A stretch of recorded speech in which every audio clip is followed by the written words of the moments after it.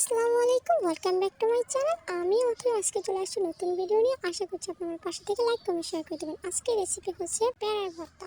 প্রথমে উপকরণগুলো নিয়ে নিলাম।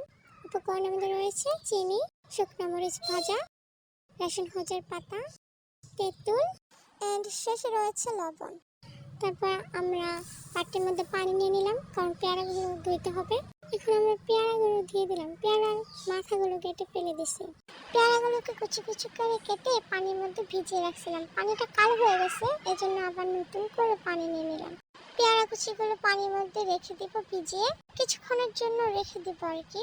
কিছুক্ষণের জন্য রেখে দেওয়ার পর চলে যাবো তেঁতুলের কাছে। তেঁতুলগুলোকে পানি দিয়ে অনেকটাই ভালো করে মেখে নিতে হবে। পেয়ারা কুচিগুলো ধুয়ে নিলাম, এখন একটু নেড়ে চেড়ে ধুয়ে নিতে হবে। এই যে পানিটা অনেকটাই কালো হয়ে গেছে, এখন পানিটা ফেলে দিবেন। এই যে মরিচ ভাজাগুলো কুচি করে নেবেন, তারপরে রেশন হজের পাতাগুলোকে কুচি করে নেবেন।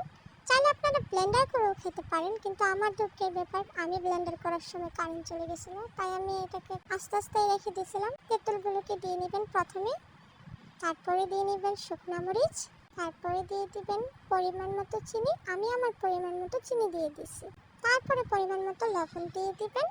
শেষে রেশন হজের পাতাগুলো দিয়ে দিবেন। চাইলে আপনারা ধনিয়া পাতাও ইউজ করতে পারেন। তারপরে উপকরণগুলোকে একসাথে মিক্স করে নেবেন। আমিও মিক্স করে নিলাম। আমাদের পরিমাণ মতো আমরা 2 বোন পেয়ারার ভর্তা নিয়ে নিলাম।